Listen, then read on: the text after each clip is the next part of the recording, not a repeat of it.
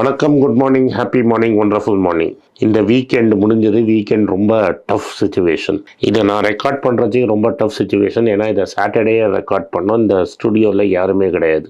நானும் வினோதம் மட்டும்தான் இந்த ரெக்கார்ட் பண்ணுறோம். இதை நாங்கள் இதில் அமுச்சு இன்டர்நெட்டில் அமுச்சு ஒருத்தர் 2 பேர்கிட்ட வேலை செய்கிறவங்கள்ட்ட இதை கட் பண்ணி இன்டர்நெட்டில் உங்களுக்கு மண்டே மார்னிங் வர மாதிரி போட்டிருக்கோம். It's a lot of effort from my team and I'm very proud. இந்த மாதிரி எஃபர்ட்டு நான் எதிர்பார்க்கல. இது மாதிரி எஃபர்ட் போட்டு இந்த வீக்கெண்டில் சாட்டர்டே சண்டே எல்லா ப்ரோக்ராமும் உங்களுக்கு வந்ததுன்னா it is outstanding effort from there team. இன்றைக்கி வாழ்க்கையை நடத்துறது, இங்கே வாழ்க்கை வழியிலையும் பணத்துக்கும் நிறைய சம்பந்தம் இருக்குது. You cannot lead a lousy life and have great wealth.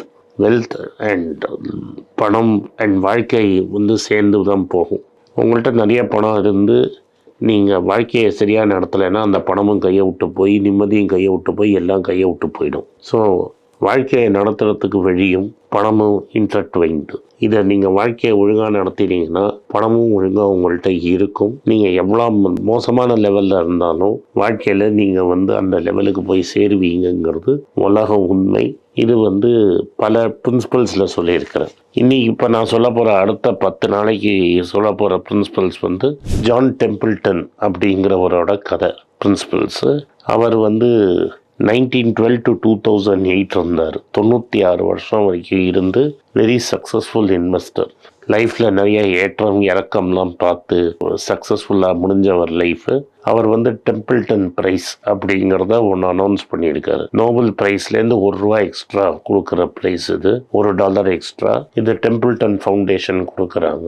அவங்க family still very successful investors. அவங்களோட பிரதர்ஸ் கிராண்ட் டாட்டர் பப்ளிக்லி எல்லாரும் தெரிஞ்சு ஒரு பெரிய இன்வெஸ்டர், லாரின் டெம்பிள்டன் பேர். But whether she will end up as successful as the great John Templeton நம்மளுக்கு தெரியாது. But அவரை பற்றி நிறைய அந்த அம்மா பேசுகிறாங்க. நீங்கள் யூடியூப்பில் போய் பார்த்தீங்கன்னா இவரை பற்றி நிறைய வீடியோஸ் இருக்கும். அவர் பஹாமாஸில் செட்டில் ஆகிட்டார்.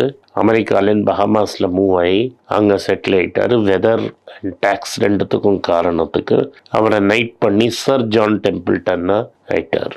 அவரோட வாழ்க்கை அண்ட் அப்ரோச்சும் நீங்கள் அவரோட லைஃப் ஸ்டோரியை நீங்களே தேடி பாருங்கள். நான் சொல்ல போகிறதில்ல. இந்த லைஃப் ஸ்டோரியை பார்த்தீங்கன்னா நீங்கள் புரிஞ்சுப்பீங்க. எஸ்பெஷலி அவர் 1930s டிப்ரெஷனில் எப்படி இன்வெஸ்ட் பண்ணார் அப்படிங்கிறத படிச்சிங்கன்னா, அண்ட் எப்படி அவர் ஃபஸ்ட்டு பணத்தை சம்பாதிச்சார் அப்படிங்கிறது ஒரு பெரிய கதை.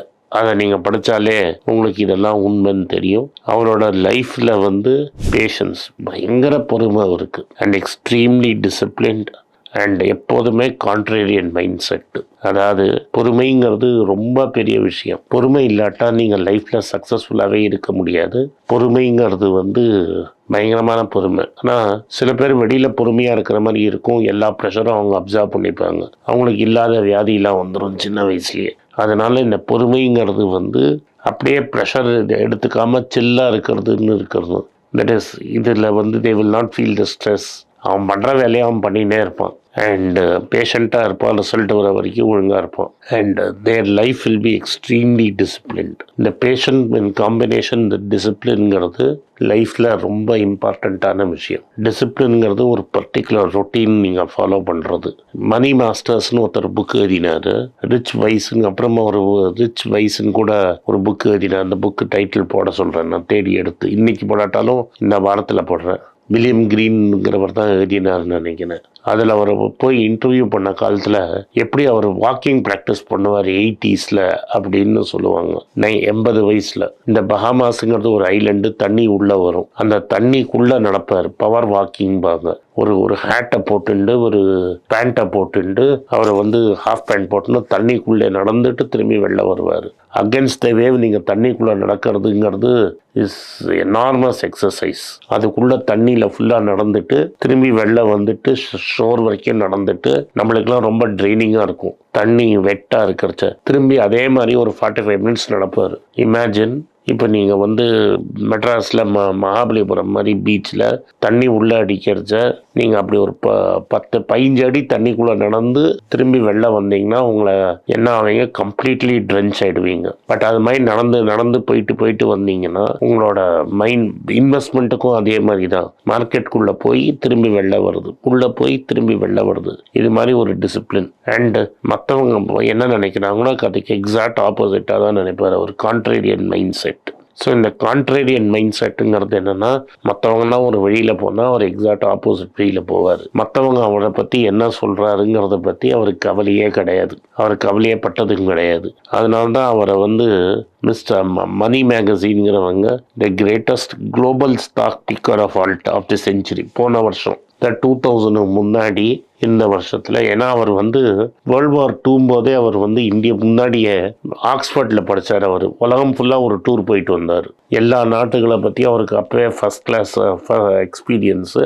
கப்பல்லையும் போய் சுற்றி எல்லா ஊருக்கும் போனார். இந்தியாவுக்கும் அந்த காலத்தில் வந்தார். ஸோ அவருக்கு எல்லா மார்க்கெட்டும் என்ன நடக்கிறதுன்னு ஒரு ஐடியா இருக்கும். ஸோ அவர் குளோபல் ஸ்டாக்ஸ், மற்றவங்கள்லாம் அமெரிக்கன் ஸ்டாக்கை பற்றி யோசிக்கும் போதே 50s and 60s our global stocks எல்லாம் யோசித்து இன்வெஸ்ட் பண்ணவர். ஸோ இன்றைக்கி நம்ம குளோபல் ஸ்டாக்ஸு அது இது பேசுகிறோம். அவர் அன்றைக்கே குளோபல் ஸ்டாக்ஸை பற்றி பேசினவர். ஸோ இதனால தான் அவரை கான்ட்ரேரியன் திங்கர் அப்படிங்கிறார் பேசுகிறோம். அவர் என்ன சொல்கிறாருன்னா, முதல் பிரின்சிபல் அவர் சொல்கிறது அது மட்டும்தான் இன்றைக்கி நான் பேச போகிறேன். அவர் முதல் principal and most important principal என்னென்னா, ஒரு இன்வெஸ்டருக்கு எல்லா கொஸ்டினுக்கும் ஆன்சர் தெரியும்னா அவனுக்கு இன்வெஸ்ட்மெண்ட்னாலே என்னன்னு தெரியலன்னு அர்த்தங்கிறார் அவர். சப்போஸ் நான் ஒரு இன்வெஸ்டர், நீங்கள் கேட்க கேள்விக்கெல்லாம் எனக்கு பதில் தெரியும்னா எனக்கு இன்வெஸ்டிங்னாலே என்னன்னு தெரியும் அப்படின்னு நம்பாதீங்கிறாரு. இப்போ நீங்கள் கேட்கிற கேள்விக்கெல்லாம் எனக்கு பதில் இருக்குன்னா நான் இன்வெஸ்டராகவே இருக்க முடியாது. இப்போ ஏன் ஹிந்துஸ்தான் யூனிலிவர் ஓவர் வேல்யூட்னா என்னால் சொல்ல முடியாது. அதாவது ஓவர் வேல்யூடுன்னு தான் சொல்ல முடியுமே தவிர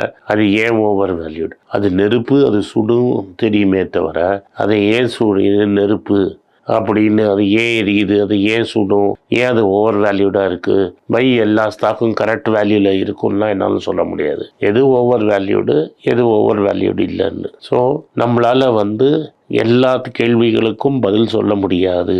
அப்படின்னா ஓவர் கான்ஃபிடென்ஸுங்கிறது உங்களுக்கு வந்துடும்.